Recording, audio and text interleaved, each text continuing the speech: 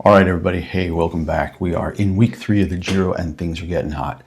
Not just because it's getting really competitive again, but because of all the crashes. I mean, it's just gotten out of control. We've had so many really bad injuries, and today was no exception. Let's recap a little bit. We had Mikel Landa go down in stage 1 and have cracked vertebrae. We had Jay Hindley go down in a crash with cracked vertebrae. We had Giulio Ciccone go down and eventually have to end up in the hospital. I mean, crash after crash after crash. Primoz Roglic down 3 times in the last 4 days, and we'll get to him in a minute as we get here into stage 16 today, where we had some really, really rough crashes to watch. So let's get into that.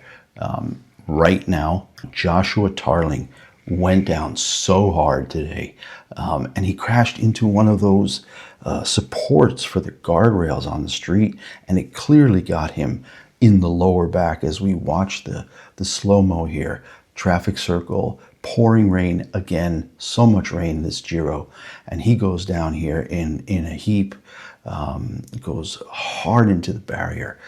Really, really tough to watch.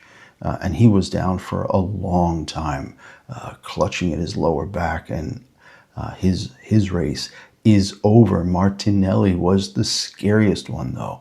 He went down so hard and it was like he was on ice. I mean, he just went scooting and right over into a ravine. You can see here from the pictures, they had to go down and get him, neck brace, backboard, drag him up about 30 feet.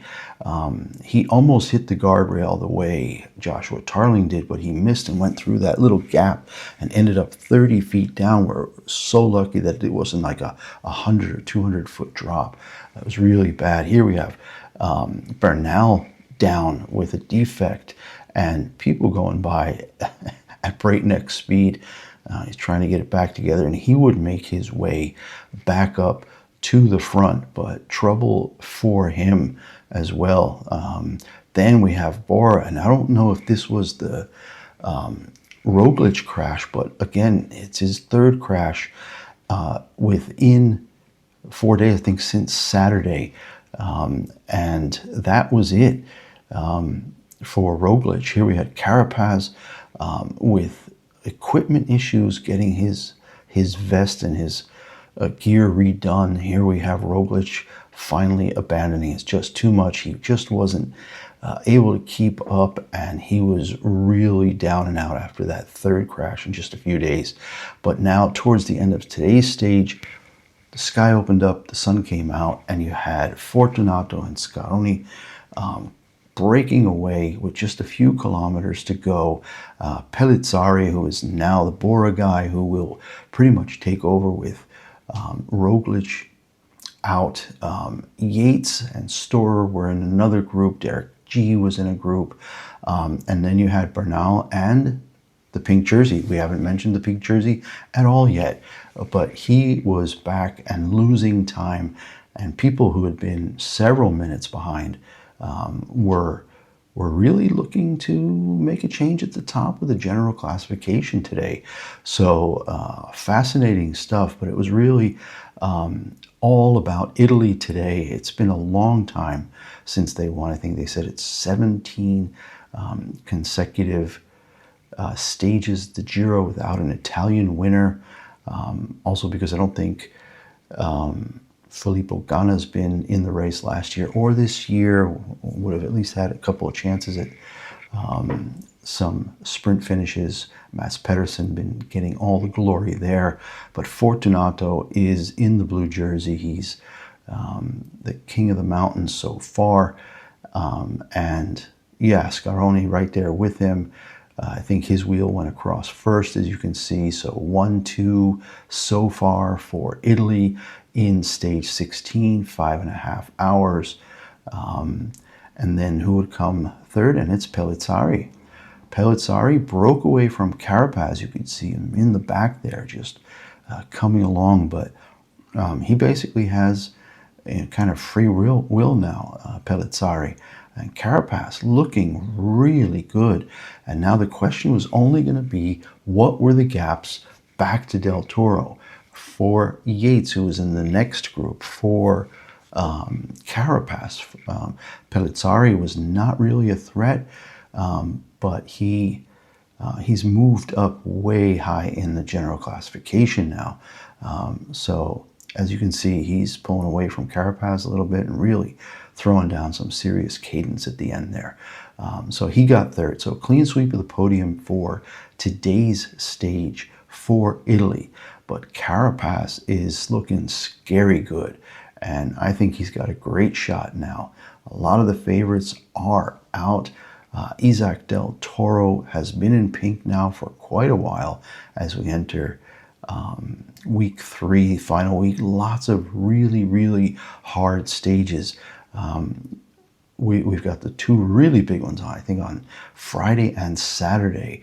One of them was almost 5,000 meters of climbing. So we had Derek G come across there. And yeah, just a really, really great day for the Italian riders. More riders coming across here. I think this is when Yates came across, and he's a big-time contender now. Both of the Yates brothers are in the top 10, and here finally the pink jersey, Isaak Del Toro, and fighting to try to limit the damage. The only thing they were trying to figure out is whether or not he'd still have pink at the end of the day, and he pushed hard to try to make sure it would stay so, but it was pins and needles there right up until the end.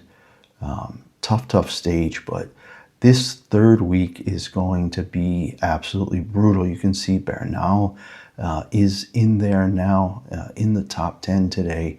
And once again, Del Toro, I mean, so much shoulder action. He's trying to pull with every fiber of his body to keep the cadence up and just get across and minimize the damage and see if he can stay in pink. And the verdict is, so today we had Scaroni ahead of Fortunato and Pellizzari, with Carapaz right behind, 1:10 minutes behind. You can remember that Pogačar really dominated this last year, but now we have Del Toro just 26 seconds ahead of Simon Yates, 31 ahead of Carapaz. Derek G in there, 1.5 minutes back. Bernal is 3 back. Pellizzari is up to 4.5 back.